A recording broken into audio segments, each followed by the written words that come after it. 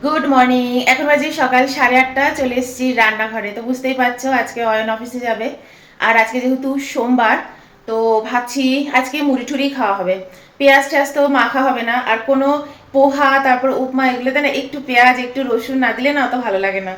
মানে অভ্যেস হয়ে গেছে ওরকম খেয়ে। তো ওর জন্য ভাবছি একটুখানি মুড়ি খাই। আর ঘরে না অনেকটা কেক রয়েছে, কেকটাও একদম মানে ভেজ কেক, ওর মধ্যে কোনো ডিম ঠিম কিছু নেই। আগের দিন অয়ন জাস্ট বেক থেকে নিয়ে এসেছিল। তো একটু কেকও খাওয়া হবে, চা বানাবো, বেশ একদম আদা দিয়ে সুন্দর করে চা বানাবো। মাঝখানে জানো দুদিন একদম চা খাওয়া হয়নি সকালে, আমাদের নেশা নেই খুব একটা চায়ের। তো এখন মুড়িটা মাখবো। তার আগে আজকে সকালে আর লেবু লেবু জল খাইনি। আজকে দেখাই তোমাদের সকালবেলা কি দিয়ে ব্রেকফাস্ট শুরু হয়েছে। তো এই দেখো, এই হচ্ছে আজকে সকালবেলার ব্রেকফাস্ট। এটা কি বলতো, এটা হচ্ছে কিশমিশ ভিজিয়ে রেখেছিলাম, এই হচ্ছে গুড়, আর এখানে ছোলা আছে, আলমন্ড বাদাম আছে, আর এটাকে যেন কি বলা হয় না, ওই ইয়ে বাদাম, আখরোট আখরোট, এই যে ওয়ালনাট, এই যে।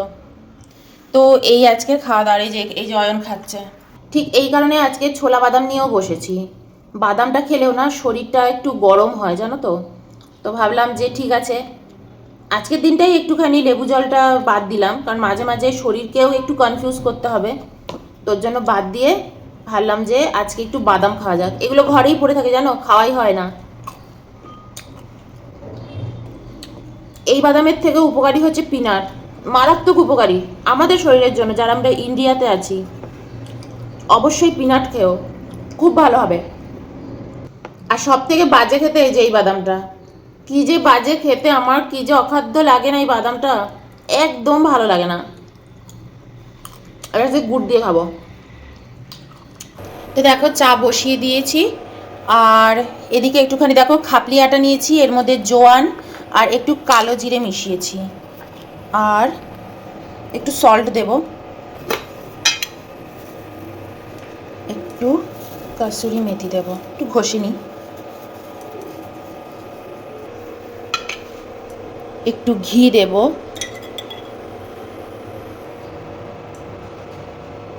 তো এই দেখো, এই হয়ে গেছে মাখা। একটু রেখে দিই 5-10 মিনিট। একটু মুড়িও নিই।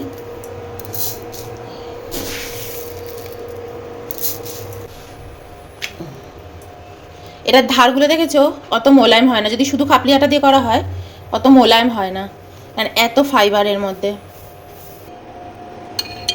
মুড়িতে একটু আম তেল দেবো, সাইডেও একটু আম তেল নেবো, পরোটা দিয়ে খাবো।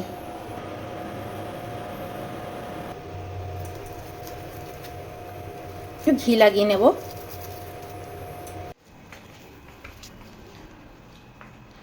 তো এই শিখে আছে গরম।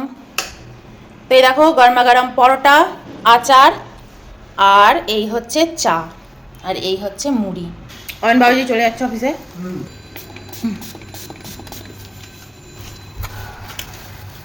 Tata bye bye. Durga Durga. Durga হাইটে আসবো। টাটা। অয়ন এইমাত্র বেরিয়ে গেল, অফিসে চলে গেল। আমি চলে এসেছি এই ঘরে, একটু বসি। এখন আর কোনো কাজ নেই, এখন ঠিক 10:30টাই বাজে। আজকে টক ডাল করব, তেঁতুল দিয়ে তুর ডাল। পান খাচ্ছি। যারা আর্থ্রাইটিসের রুগী, অনেকদিন ধরে ভুগছেন আর্থ্রাইটিস নিয়ে, অবশ্যই চুন খাবেন। চুন হচ্ছে আর্থ্রাইটিসের সবচেয়ে বড় ওষুধ। আমি মাকেও বলেছি, আমার মায়েরও তো একটু সমস্যা আছে আর্থ্রাইটিসের। চুন খাবেন পানের সাথে। আর তার মধ্যে আমি বলে দিচ্ছি কী কী দেবেন। চুন দেবেন পানে, লবঙ্গ নেবেন, আর সবচেয়ে বড় একটা দারচিনি নেবেন। দারচিনিটা অবশ্যই খাবেন, অবশ্যই খাবেন, আর অবশ্যই খাবেন। তো পানের মধ্যে চুন দেবেন, চুনটা অল্প দেবেন, বেশি দেবেন না। পারলে 2বার খাবেন সারাদিনে। লবঙ্গ দেবেন আর দারচিনি দেবেন, অবশ্যই খাবেন। সুপারিটা আমি কখনোই বলবো না, সুপারিটা কিন্তু ভালো না। সুপারি খাওয়া কিন্তু একদম ভালো না, ওটা কিন্তু নেশা, ওটা কিন্তু বাজে জিনিস। আমি ঠাকুরকে মাঝে মাঝে সুপারি দিলে, মানে একটু ধরো সুপারি দিলাম, ফেলে দেবো, অত দাম দিয়ে কিনি, একটুখানি কাটলাম, আমার জাতীয় আছে, সব কিছু আছে, তো একটুখানি কাটলাম, কেটে একটুখানি হয়তো 2টো টুকরো খেলাম, কিন্তু একদম ভালো জিনিস নয়। আমি সবসময় খাই না, আমি সুপুরি ছাড়া খাই, মানে এখন খাচ্ছি। দারচিনি নিয়েছি, লবঙ্গ নিয়েছি, এলাচ নিয়েছি, পান নিয়েছি, চুন নিয়েছি। তো যারা আর্থারাইটিসে ভুগছেন, চুন আপনাদের ওষুধ। যাদের পেটে সিস্ট রয়েছে, স্টোন নয় কিন্তু সিস্ট, তাদের জন্য কিন্তু চুন হচ্ছে ওষুধ। পানের সাথে যে চুন খাও, এটা হচ্ছে ওষুধ। যাদের পেটে সিস্ট রয়েছে, পিসিওডি, পিসিওএস, আমার মতন ফাইব্রয়েড, তো চুন হচ্ছে তোমাদের ওষুধ। কিন্তু ধরো তোমার গল ব্লাডারে স্টোন আছে, কিডনিতে স্টোন আছে, তাহলে কিন্তু চুন খাওয়া যাবে না। পানের সাথে চুন একদম খাওয়া যাবে না, বলে দিলাম। যাদের স্টোনের প্রবলেম আছে না, তোমাদেরও আমি একটা হোমিওপ্যাথি ওষুধ বলে দেবো, ঘরে রাখবে। ওটা কিভাবে খেতে হবে আমি বলে দেবো। চলে এসেছি, দেখো এখানে বসেছি, হাতে নিয়ে না, ফোন হাতে নিয়ে কথা বলতে খুব অসুবিধা হয়। চেয়ারটার উপর রেখে নিয়েছি, একটা শতরঞ্চি পেতে নিয়েছি, বসছি এসে। আমার নিচে বসতে খুব ভালো লাগে। আমি তো টিভি দেখতে দেখতেও প্রাণায়াম করতে থাকি, জানো তো। টিভি যখন দেখি তখন প্রাণায়াম করতে থাকি, অনুলোম বিলোম করি, তারপর কপালভাতি করি, এগুলো আমি করতে থাকি। এর জন্য আমি কখনো সোফাতে বা কোনো গদি জায়গায় বসি না, আমার নিচে বসতে খুব ভালো লাগে। তো হ্যাঁ, কি যেন বলছিলাম, যে হোমিওপ্যাথি ওষুধের কথা। তো ওটার যাদের স্টোনের প্রবলেম আছে না, আমি তোমাদেরকে একটা হোমিওপ্যাথি ওষুধ সাজেস্ট করে রাখবো। কোনো সাইড ইফেক্ট নেই, কোনো কিছু নেই, রেখে দেবে ঘরে, আর যেরমভাবে বলবো খাবে, ভালো হবে। কবে বলবো বলতে পারছি না, তোমরা কমেন্টে জানিও। সত্যি তোমরা যারা শুনছো আমার কথা, তাদেরকে সত্যি কোনো মানে এরকম স্টোনের প্রবলেম বা কোনো প্রবলেম আছে কিনা আমাকে জানিও। বা একবার দেখবে তোমাদের যদি কখনো স্টোন হয় না, এগুলো না বারবার ফিরে ফিরে আসতে থাকে। যদি অপারেশন বা কোনো কিছু করাও, কখনো কিওর হবে না, এগুলো বারবার না ফিরে ফিরে আসবে। যদি অপারেশন করেও থাকো, লাইফস্টাইলটাকে কিন্তু ঠিক করতে হবে। আর কোনো অপারেশন করে না কিছু কিওর হয় না, ওটা আবার ফিরেই আসে। তো লাইফস্টাইলটাকে ঠিক করা খুব দরকার। তো যদি কখনো এরকম হয়, তো আমি হোমিওপ্যাথি ওষুধের নাম বলে দেবো, রেখে দেবে ঘরে, খাবে। আর কোনো কিছু ওষুধই না মানে সারা জীবন খাবে না, মানে হোমিওপ্যাথি হোক, আয়ুর্বেদ হোক, অ্যালোপ্যাথি তো ছড়ি দো, আমি ওটাকে ওষুধই মনে করি না। ওটা একটা ডেঞ্জারাস জিনিস, ওটা একটা ড্রাগ। তো ওটা আমি কখনোই মানে আমি ভাবতেও পারি না ওটার কথা। অন্তত আমার জীবনে আমি ওটা থেকে বেরিয়ে এসেছি। মাঝখানে একটু খেয়েছিলাম, ব্যাস। আমরা না ছোটবেলার থেকে আমি দেখেছি আমাদের বাড়িতে না হোমিওপ্যাথি ওষুধের না এরকম বক্স থাকতো। জানি না তোমরা দেখেছো কিনা, আমার দাদুর কাছে একটা হোমিওপ্যাথি এরকম বক্স থাকতো, তার মধ্যে ছোট ছোট ছোট ছোট খোপ থাকতো, আর খোপের মধ্যে না সব রকমের ওষুধ রাখা থাকতো। আমাদের বাড়িতেও তা থাকতো। আমার মা বাবা এইভাবে আমাদেরকে মানে ওষুধ খাওয়াতো, ডক্টর দেখাতো। এবং ডক্টররাও কিন্তু সেই সময় বলতো যে এই এই ওষুধগুলো তোমাদের বাড়িতে রাখবে। আর্নিকা, বাচ্চা যখন ঘরে আসতো, মানে বাচ্চা হতো না, সবসময় হোমিওপ্যাথি ডক্টররা সবাইকে এটা সাজেস্ট করতো যে ঘরে আর্নিকা রাখবে। তোমার বাচ্চা যখন পড়ে যাবে, ব্যথা পাবে, বাচ্চারা তো দুপধাপ করে খাট থেকে পড়ছে, এখান থেকে পড়ছে, ওখান থেকে পড়ছে, ব্যথা পাচ্ছে, আর্নিকা রাখবে। আর্নিকা মলম আর আর্নিকা লিকুইড বাচ্চাদের একটুখানি জিভের মধ্যে দিয়ে দিলে, বা একদম ছোট 2-3 বছরের বাচ্চাকে তো তুমি জিভের মধ্যে দেবে না, তুমি ধরো একটুখানি জলের মধ্যে, একটু ছোট্ট কাপে জলের মধ্যে 3 ফোঁটা ইয়ে করে সারাদিনে 3 বার একটুখানি বাচ্চাকে খাইয়ে দিলে, তো আর্নিকা, তারপর রাস্টক, ব্রাইনিয়া, এগুলো সবসময় ঘরে ডক্টররাই বলতেন রাখবে, এগুলো দরকার। এখনকার দিনে এইসব ব্যাপারই নেই, মানে মানুষ এই জিনিসটা থেকে না আস্তে আস্তে সরে গেছে। এখন পাড়ায় পাড়ায় ডক্টর পাওয়া যায় না। আমি তো মায়ের কাছেও শুনি আমাদের ওখানে তো কোনো ডক্টরই নেই, ইভেন অ্যালোপ্যাথি ডক্টরও নেই। আগে অ্যালোপ্যাথি ডক্টররাও বসতেন, এখন তো সেরকম ডক্টর মানে পাড়ায় পাড়ায় বা কোথাও পাওয়াই যায় না। কিন্তু আগে হোমিওপ্যাথি ডক্টর না মানে প্রত্যেক পাড়ায় 2জন করে তো থাকতেন। তো আমি ছোটবেলা থেকে ভৌমিক দাদু বা তারক ডাক্তার, তারক দাদু, এদের কথা খুব শুনে আর এদের কাছে ওষুধ খেয়ে খেয়েই বড় হয়েছি আমরা। তো এই কারণে আমি তোমাদের বলি না যে আমি কিন্তু সারা জীবনে এত বছর বয়স হয়ে গেছে, তো আমি কিন্তু কোনোদিনও প্যারাসিটামল খাইনি, টেস্টই করিনি। অয়ন খেয়েছে, কোভিডের টাইমে অয়ন একবার খেয়েছিল, ওর জ্বর এসে গিয়েছিল, ও খেয়েছিল, আমি কিন্তু খাইনি। আমি জানি না কেন, আমি একদম, আমার না কোভিডের টাইমেও দরকার পড়েনি, জানো তো। এখানে অনেকের, আমাদের এই ফ্ল্যাটের মধ্যে অনেকের সেই সময় কোভিড হয়েছে। কোভিড তো প্রথমের দিকে তো একদম বাড়াবাড়ি হয়ে গেছিলো, কিন্তু পরের দিকে কিন্তু 21 সালের পরে মানুষ বেরোচ্ছে, ফ্লাইটে চড়ছে, এখানে যাচ্ছে ওখানে যাচ্ছে, তখন তো অত বাধা নিষেধ ছিল না। তারপরেও কিন্তু আমাদের ফ্ল্যাটে অনেকের কোভিড হয়েছে, এটা হয়েছে ওটা হয়েছে। আমাকে তো অয়ন বারবার বলছে তোমাকে ওষুধ খাইয়ে দেবো, তোমাকে ওষুধ খাইয়ে দেবো। আমি ওষুধ খাওয়াই না, আগে আমার হোক, তারপর তুমি আমাকে ওষুধ খাইও বা হসপিটালে নিয়ে যাও, কুচবেই করো, কিন্তু আমি শুধু শুধু ওষুধ আমাকে খাইও না, আমি খাবো না। তো আমাকে অয়ন কখনোই খাওয়ায়নি। ও নিজে একবার ভয় পেয়েছিল, একটু জ্বর ওর এসেছিল, ও ভয় পেয়ে প্যারাসিটামল খেয়ে নিয়েছিল। মানে ও খেয়েছে, তাও 2-3 বার অয়ন খেয়েছে। আমি অ্যালোপ্যাথি কখনো মানে খাইনি আমার জীবনে। আর ওই যে ওই ওষুধগুলো আছে না, যেগুলো ধরো অম্বলের ওষুধ, ওগুলো তো আমি মুখেই দিতে পারি না। ছোটবেলাতে একবার মা খাইয়েছিল, মুখ দিয়ে থু থু করে ফেলে দিয়েছি। উল্টা আমি বলতাম কি ওগুলো হচ্ছে থুতু, ওগুলো নাকি থুতুর মতন খেতে, মানে আমি এটা খুব বলতাম ছোট্টবেলায়। আমি বলতাম আমি একদম খাবো না, ওই যে গোলাপি গোলাপি রঙের আমি একদম খাই না। কিন্তু আমাকে হোমিওপ্যাথি ওই মিষ্টি মিষ্টি ওষুধ গুলি যেগুলো, সেগুলো ডক্টর বাবু যখন দিতেন খেতাম। তো আমরা ছোটবেলা থেকে কিন্তু হোমিওপ্যাথি খেয়েই বড় হয়েছি। এগুলো ঘরে রাখবে, খুব সেফ, আর কোনো অসুবিধা নেই। আমি নিজেও এখন অনলাইন থেকে দেখি, নিজে পড়াশুনো করি নিজের মতো নিজে ওষুধ আনি এবং নিজে সুস্থ হচ্ছি, নিজে অনেক সুস্থ আছি, ভালো আছি।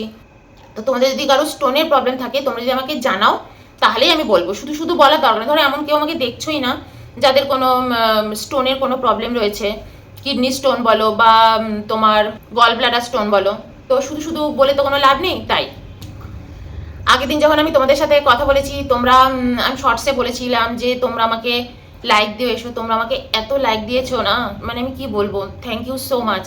আজকে আমি এই কথাগুলো বলছি জানো এই কারণে, আমি না লাইক দিও, শেয়ার করো, কমেন্ট করো, এগুলো বলতে না ভুলে যাই। তোমরা আগের দিন আমার কথা শুনে এসে লাইক দিয়েছো, এতগুলো লাইক আমার কখনো, আমার তো ছোট্ট চ্যানেল, একদম বাচ্চা চ্যানেল, এতগুলো লাইক আমার একটাও মানে ইসের মধ্যে পড়েনি, কি যেন বলে, ব্লগের মধ্যে পড়েনি। তোমরা আগের দিন এসে আমাকে ভালো লাগুক না লাগুক, আমার কথা শুনে মন্দ লাগুক, কিন্তু তবু তোমরা আমার কথা শুনে এসে লাইক দিয়ে গেছো, থ্যাংক ইউ সো মাচ। পরিবার জানো তো এমনি এমনি হয় না, পরিবার হচ্ছে এইভাবেই তৈরি হয়, তাই না? পরিবারে একটা মানুষের কাছে যখন গুরুত্ব না পায় তখন কিন্তু সেটা পরিবার হয় না। ইভেন এক পরিবারের মধ্যে দেখবে যখন 10টা লোক বা 5টা লোক একসাথে থাকে না, কোনো মানুষের সাথে যদি না বনে, সেই পরিবারেও দেখবে নিজের মানুষকে ছেড়ে দিয়েও কিন্তু মানুষ আলাদাভাবে সংসার করে, তাই না? পরিবারের মধ্যে দেখবে নিজের লোকও যদি তোমাকে সারাক্ষণ তানা মারে, বাজে কথা বলে, খারাপভাবে কথা বলে, তোমার কি শুনতে ভাল লাগবে? শুনতে ভাল লাগবে না। তোমার মনে হবে না আমি এই পরিবার ছেড়ে একা একা নিজের মতন একটু শান্তিতে থাকতে চাই, আমি কোনো বাজে কথা শুনতে চাই না। তো ইউটিউব, সোশ্যাল মিডিয়া, এগুলো কিন্তু আমাদের একটা বড় পরিবার, তাই না? এটা একটা সোশ্যাল মিডিয়ার পরিবার। এই পরিবারের মধ্যে আমরা কিন্তু সকলেই চাই যে তোমরাও যারা আমাদের দেখতে পাচ্ছ, আমরা কিন্তু তোমাদের দেখতে পাচ্ছি না, তো তোমাদের থেকে একটু ভালো ব্যবহার, ভালো কথা, ভালোবাসা, তাই না? আজকে যদি তোমরা এসে আমাকে বলো পাল্টে যেতে, আমি কি পাল্টে যেতে পারবো? আমি কিন্তু পাল্টে যেতে পারবো না, সে কেউ পারবে না। কিন্তু ধরো তোমার যদি আমাকেই ভালো লাগে তবেই কিন্তু তুমি আমার চ্যানেলে আসবে, আমাকে দেখবে, বা আমার উপর যদি তোমার ভরসা জন্মায় তবেই কিন্তু তুমি আমার সাথে সম্পর্ক রাখবে, আমার পরিবারের একজন হবে, তাই না? আমি কিন্তু পাল্টে যেতে পারবো না। কালকে যদি ধরো তোমরা আমাকে বলো দিদি তুমি কালকে থেকে তুমি আর এরকম ড্রেস পরবে না, তুমি সুন্দর করে শাড়ি পরে বা সুন্দর করে জিন্স টপ পরে মুখে মেকআপ টেকআপ লাগিয়ে সুন্দর করে সেজে গুজে এসে আমাদের সাথে কথা বলবে, এটা কি পসিবল? পসিবল নয়। আবার ধরো কেউ বললো না না তুমি জিন্স টপ পরবে না, তুমি শাড়ি পরবে, মাথায় এখান থেকে এতটা সিঁদুর লাগাবে, একটা বড় টিপ পরবে, কানে এত বড় বড় দুল পরবে, হাতে এত এত চুড়ি পরবে, আমাদের তোমাকে দেখতে খুব ভালো লাগবে। সম্ভব? সম্ভব নয়। আবার ধরো কেউ এসে বললো যে ঠিক আছে মম্মি তুমি এত কিছু না করতে পারো, তুমি একটা খুব সিম্পল শাড়ি বা একটা সিম্পল স্যুট পরবে, কানে হালকা দুল পরবে, হাতে কিচ্ছু না পরো, একটা শাখা চুড়ি পরবে আর একটা ছোট টিপ পরে এসে আমাদের সামনে বসবে, এটা কি পসিবল? পসিবল নয়। আমি কতজনের মনের মতো হব, তাই না? মনের মতো তো আমি সবার হতে পারবো না। কিন্তু ধরো আমি যেরকম আছি, যেমন আছি, তোমরা যখন আমার পরিবারের অংশ হবে, আমাকে ভালোবাসবে, তখনই তো সেটা পরিবার তৈরি হবে। আমি যেমনই থাকি তোমরা তেমনভাবেই যদি আমাকে অ্যাকসেপ্ট করো, তখনই কিন্তু এই পরিবারটা তৈরি হবে।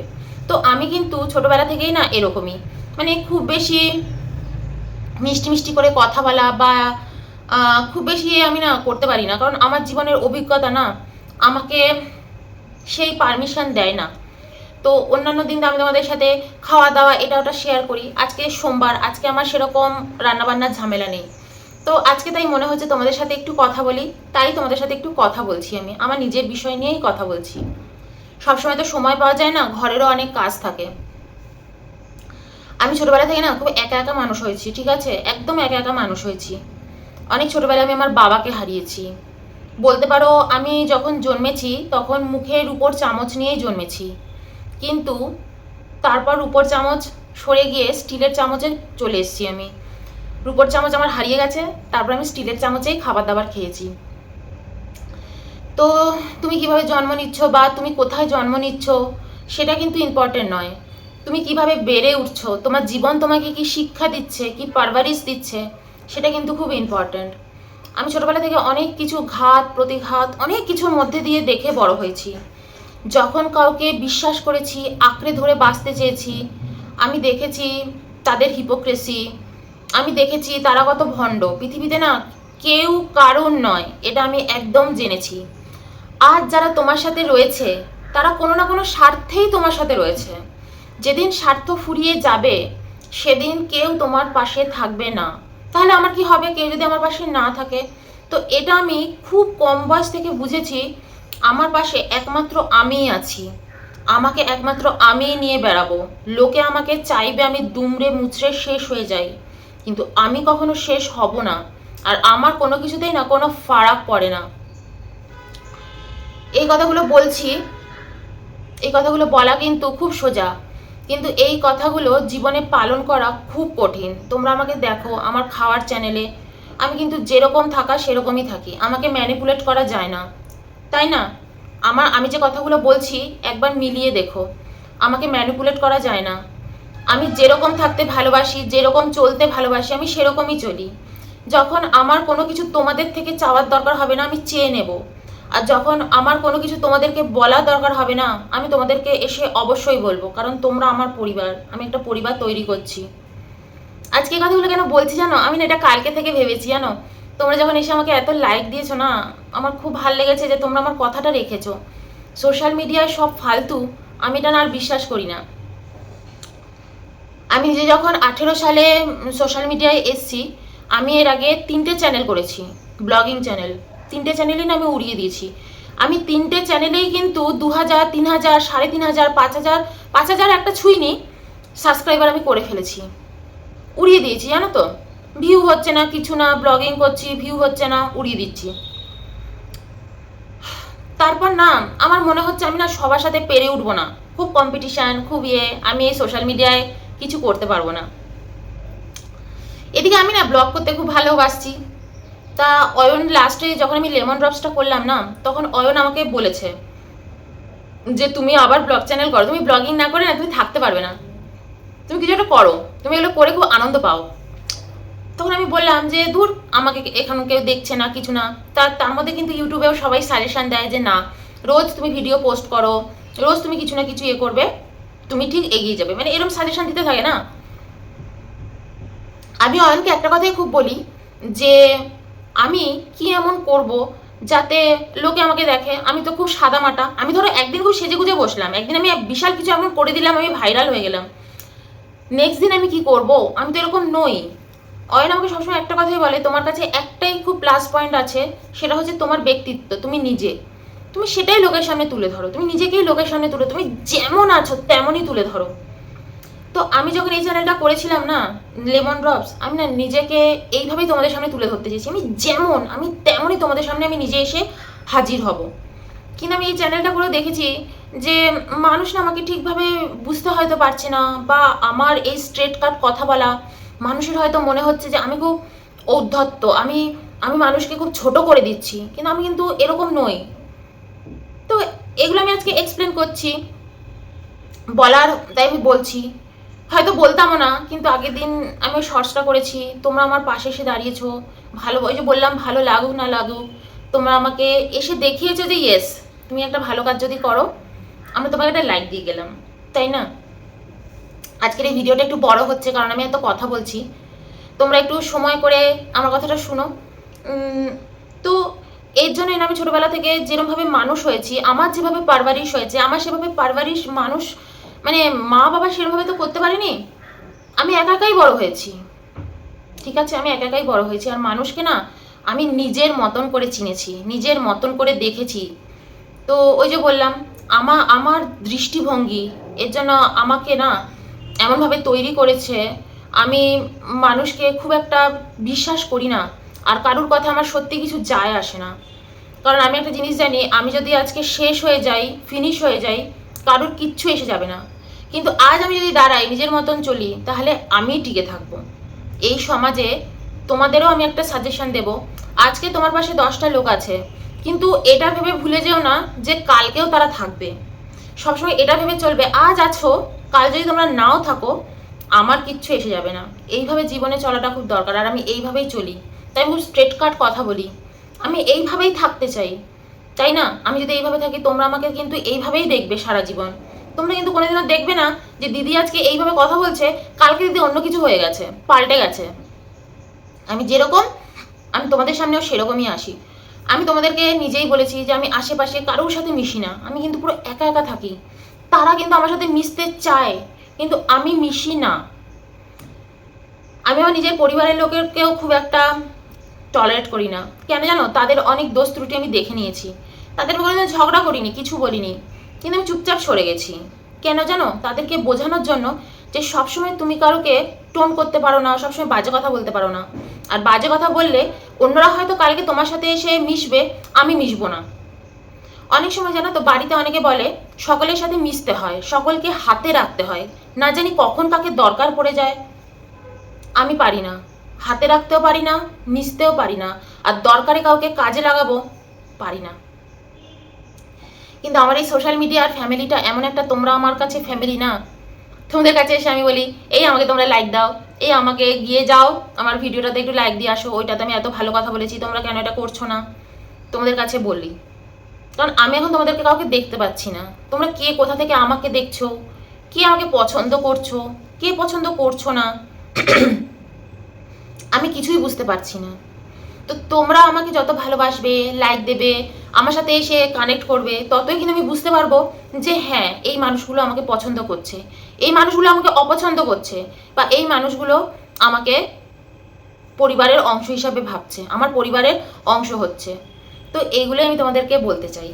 আমি এরপর আস্তে আস্তে আমার নিজের সম্পর্কে অনেক কিছুই বলতে চাই তোমাদেরকে। তো এখন বলবো না, একটা ভিডিওতে তো সব কথা বলা সম্ভব না, ভিডিওটা অনেক বড় হয়ে যাবে। তো আমি আস্তে আস্তে অবশ্যই তোমাদের কাছে বলবো। তোমাদের কাছে বলা মানে আমার কথাগুলো আমার নিজের মুখ দিয়ে বেরিয়েই আমার চ্যানেলে বলো বা কোথাও বলো, আমার মনোভাবটা ধরা থাকবে, তাই না? নইলে মনের কথা মনের মধ্যেই থেকে যাবে। আর আমিও জানতে চাই আমার সাথে সাথে তোমাদের কার কার মিল আছে, বা আমার কথা শুনে তোমাদের যদি কারোর কোনো উপকার হয়, কোনো কিছু সমস্যার সমাধান হয়, তোমরা যদি মনে কোনো জোর পাও, তো অবশ্যই আমি সেই কাজটা করবো। আর আমি এই কাজটা করার জন্যই জানো তো এই চ্যানেলগুলো করেছি। আর তোমাদের মধ্যে একটা প্রশ্ন আমি উত্তর একটা দিতে চাই। তোমাদের মধ্যে একজন আমাকে বলেছিলে, একজন না দুজন, আমাকে দু একজন বলেছিলে যে তোমার মধ্যে এত ট্যালেন্ট, তুমি এত সুন্দর কথা বলতে পারো, তাহলে তুমি খাওয়ার চ্যানেল করেছো কেন? তোমাদের মধ্যে একজন আমাকে বলেছো। তো আমি ওটাকে নেগেটিভভাবে নিয়ে নিই। আজকে তোমাদেরকে একটা উত্তর দিই। হ্যাঁ, আমি খাওয়ার চ্যানেলটা প্রথমত আমার ব্লগ চ্যানেল ছিল। তো ওই চ্যানেলে আমার 4 মাসের মধ্যেই 10,000 সাবস্ক্রাইবার হয়ে গিয়েছিল। কিন্তু আমার কিন্তু সেরকম ভিউ আসছে না, কিন্তু আমার 10,000 সাবস্ক্রাইবার হয়ে গিয়েছিল ওই চ্যানেলটাতে, লেমন ড্রপসটা, ঠিক আছে, জ্যোৎস্নায় যেটা। আমি কিন্তু কখনো সেটা নিয়ে মাথা বাড়াবাড়ি করিনি, কেক কাটাকাটি, সেলিব্রেশন করা কিচ্ছু করিনি। আমি বুঝেছিলাম এটা একটা জাস্ট ভাইরাল হয়েছে কোনো কারণে, ইউটিউবের মনে হয়েছে আমার 10,000 হয়নি, তখন 9,600 হয়ে গিয়েছিল। তো আমি কিন্তু ওটা নিয়ে কোনোদিন বাড়াবাড়ি করিনি, আনন্দও পাইনি। তো ঠিক আছে, হয়েছে হয়েছে। মেন হচ্ছে ভিউ। আমি একটা ভিডিও ছাড়বো, কটা লোক আমাকে দেখবে, কটা লোক এসে আমাকে কমেন্ট করবে, তো সেটা তো সেরকম হচ্ছিল না। তাতে আমার 9,600 সাবস্ক্রাইবার হয়ে যায়, তাতে আমার কিচ্ছু এসে যায় না, ঠিক আছে? তো আমি না তারপর 1-2 মাস বাদে ভিডিও করা বন্ধ করে দিই, কারণ আমার সেই সময় শরীরটা একটুখানি বিগড়চ্ছে, আর আমি তখন আয়ুর্বেদ নিয়ে ঘাটাঘাটি করে যাচ্ছি, তো আমি ভিডিও দিচ্ছিলাম না। তারপর আমি না মুকবাং চ্যানেল, ইটিং চ্যানেল দেখতে না খুব ভালোবাসতাম, ঠিক আছে? তোমরা আমার কথাগুলো কিন্তু নেগেটিভলি নেবে না, আমি খুব পজিটিভভাবেই বলছি কথাগুলো, পজিটিভ ওয়েতেই নিও। তো আমি মুকবাং চ্যানেল দেখছিলাম, ইটিং চ্যানেল দেখছিলাম, আমার না খুব ইচ্ছে করছিল আমি নিজে একটা সিম্পল ইটিং চ্যানেল করি, মানে ইটিং শো করি। এতে কি হবে, আমি যে ইটিং শোগুলো দেখছিলাম না, সেগুলোতে মানে মারাত্মক খাওয়া দাওয়া, মারাত্মক অন্য কিছু, এক্সট্রিম কিছু। তো আমি একটা সহজ সরল আর সুন্দরভাবে খাওয়া দাওয়া যে করা যায়, একটা সফিস্টিকেটেড মানুষও যে সুন্দর করে খেয়ে গুছিয়ে খেয়ে উঠতে পারে, এবং সিম্পল খাওয়া দাওয়া যে তার জীবনের অংশ হতে পারে। আমার পয়সা আছে মানেই যে আমি মাছ মাংসই রোজ খাবো এমন নয়। সিম্পল সাধারণ জীবনযাপন করে একটা সিম্পল সফিস্টিকেটেড খাওয়া দাওয়া, তো আমি সেটা ভেবেই চ্যানেলটা করেছিলাম। এটা এমন নয় যে আমি খুব জ্ঞানী, আমার খুব জ্ঞান আছে, তাহলে আমি কেন ইটিং শো করছি, সেভাবে করিনি। আর আমি না এটাকে করে খুব ভালোবাসা পাচ্ছি তোমাদের থেকে। আর আমি যেটা কারণে ইটিং শো চ্যানেলটা করতে চেয়েছিলাম সেটা আমার না সাকসেসফুলও হচ্ছে। তোমরা আমাকে খুব ভালোবাসা দিচ্ছ। তোমরা আমাকে এসে যখন বলো দিদি তোমার খাওয়ার তোমার চ্যানেলটা একদম অন্যরকম, তুমি এত সুন্দর খাও, এত পরিপাটি করে খাও, এত পরিষ্কার পরিচ্ছন্ন যত্ন করে খাও, খুব ভালো লাগে। তুমি ডাল ভাতই খাও কিন্তু সেটা খেয়ে তুমি ওঠো, তোমার চ্যানেলটা দেখে এত সুদিং লাগে, ভিতরে কোনো মানে উত্তেজনা আসে না, তুমি কি সুন্দরভাবে খাওয়া দাওয়া করো। তো আমি সেই কনসেপ্ট করেই করেছি। তো তোমাদের এই জিনিসটা ভাবার কোনো দরকার নেই, যার মধ্যে অনেক জ্ঞান সে এই ধরনের কোনো কিছু করবে না। রুচিশীলতাও কিন্তু খুব ইম্পর্টেন্ট, তাই না? কোনো কিছু তুমি তোমার রুচির সাথে করছো, তুমি রুচিশীল একটা মানুষ, তুমি কিভাবে খাওয়া দাওয়া করছো, জীবনযাপন করছো। আমরা যেমন আমাদের জীবনযাপন করছি ব্লগিংয়ের দ্বারা, একটা রুচিশীল মানুষ খাওয়া দাওয়া যেমন করছি, আমার খাওয়া দাওয়াটা যদি তোমাদের পছন্দ হয় তো আমি সেটাই তোমাদের সামনে শো করছি, ঠিক আছে? তো এটার উত্তর আমি এই চ্যানেলেই দিয়ে দিলাম, কারণ আমি জানি তোমরা অনেকেই আমাকে দেখো এই চ্যানেলে এসে। আর নেক্সট দিন আমি হয়তো আরও অনেক কিছু বলবো, আজকে এইটুকুই থাক। আজকে আমার রান্না বান্নারও না সেরকম ঝামেলা নেই, তোমরা তো দেখতেই পেলে। আমি আজকে একটু টক ডাল করবো, তুর ডাল, একটু টমেটো আর তেঁতুল দিয়ে করে দেবো, আর একটু আলু ঢ্যাঁড়স ভাজা এইসব করবো। তো ভাবলাম এগুলো তোমাদের সাথে কি শেয়ার করব, তার থেকে আজকে একটু তোমাদের সাথে একটু গল্প করি, কথা বলি। তোমরা প্লিজ আমার চ্যানেলে যখন আসছো আমাকে প্লিজ একটু লাইক দিও, আর আমাকে সাবস্ক্রাইবও করে নাও। আমার চ্যানেলে কিন্তু আমার 4000 টাইম একদম পূরণ হয়ে গেছে, ঠিক আছে? আর 2-1 দিনের মধ্যে হয়তো পূরণ হয়েও যাবে, কারণ তোমরা আমাকে এত ভালোবাসা দিচ্ছ, কিন্তু তোমরা আমাকে সাবস্ক্রাইব করছো না, হয়তো কিছু ভেবে করছো না। আমি এবার তোমাদের কাছে একটা ডিমান্ড করছি, প্লিজ তোমরা আমাকে সাবস্ক্রাইব করে নাও। আমার এই চ্যানেলটাকে খুব খুব তাড়াতাড়ি 2000 সাবস্ক্রাইবার পূরণ করে দাও। আমি চাই যে আমি তোমাদের কাছে 1000 সাবস্ক্রাইবারও বলতে পারতাম, কিন্তু আমি তোমাদেরকে বলছি আমার 2000 সাবস্ক্রাইবার পূরণ করে দাও। তোমরা দেখো আমার চ্যানেলটা একদম অন্যরকম। আমি রেগুলার ব্লগ দেবো, রেগুলার তোমাদের সাথে মিষ্টি মিষ্টি করে কথা বলবো, তোমরা যেরকম আমাকে চালাবে আমি সেরকমই চলবো, আমি একদম এইসব কথা বলবো না তোমাদেরকে। কিন্তু তোমাদের যদি মনে হয় আমি মানুষটা অন্যরকম, আর আমার চ্যানেলে গ্রো করা খুব দরকার, আর আমারও এগিয়ে যাওয়া দরকার, আমার 10টা লোকের সামনে আসা খুব দরকার, আমার মতো মানুষেরও খুব দরকার, তো প্লিজ আমার চ্যানেলকে সাবস্ক্রাইব করো। আমি না আমার চ্যানেলটাকে খুব গ্রো করতে দেখতে চাই, এবং খুব তাড়াতাড়ি।